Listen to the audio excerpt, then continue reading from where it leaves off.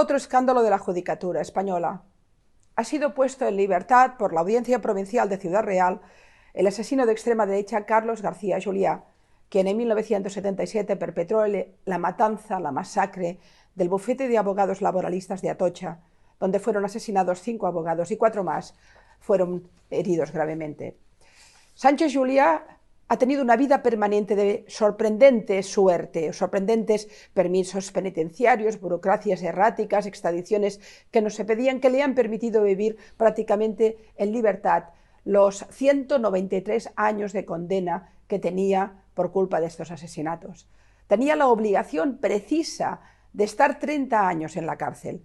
Sin embargo, primero hizo un intento de huida con Emilio Hellín, otro famoso militante de extrema derecha, asesino de Yolanda González, que después se fugaría y que además cuando llegó a Paraguay dio unas declaraciones en el ABC del País diciendo que los servicios que habían sido ayudados por los camaradas del Servicio de Inteligencia Militar español.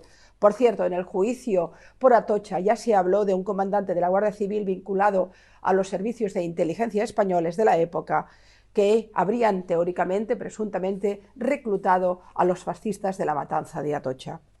Lo cierto es que García Juliá está en la cárcel hasta el 91, donde sorprendentemente le dan una libertad condicional a pesar de que no tenía derecho según la condena.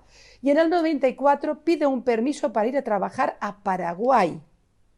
El permiso se pierde, unos meses por aquí, otros por allá, y al final el tipo se marcha a pesar de que no tiene el permiso y que está en libertad condicional, se va sin problemas a Paraguay, en Paraguay hace sus cosas y finalmente el juez, ante el escándalo que ellos representan, le da el permiso de trabajo en Paraguay porque está rehabilitado, tiene trabajo y buen comportamiento.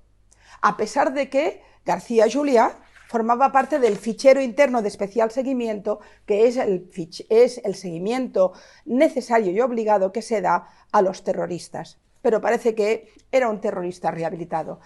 El escándalo fue supino. Recuerdo que yo era diputada en el Parlamento español en la época de Belloc, cuando incluso un diputado socialista recriminó al propio ministro y a la Audiencia Provincial y a la Audiencia Nacional y a los fiscales el enorme escándalo de dar un permiso de trabajo a un asesino de extrema derecha que no había cumplido en absoluto su pena.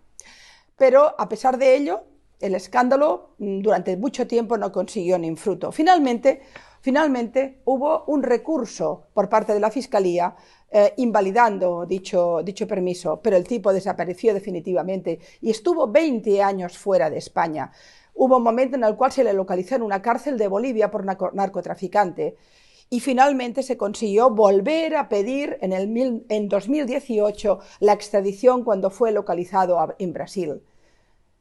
Finalmente, en el 19, llegó a Soto del Real y ahora, finalmente, sin haber cumplido los 12 años de cárcel que le correspondían, la Audiencia Provincial de Ciudad Real considera que ya ha cumplido con toda su pena y está definitivamente en la calle. ¿Quién lo ha ayudado? ¿Por qué? ¿Cómo? ¿Cómo es posible los permisos que ha tenido, las extradiciones que no se han planteado, la actual rescisión de la pena a pesar de tener tantos años de prisión aún por cumplir? Hablamos de la extrema derecha, hablamos de las cloacas, siempre se protegen.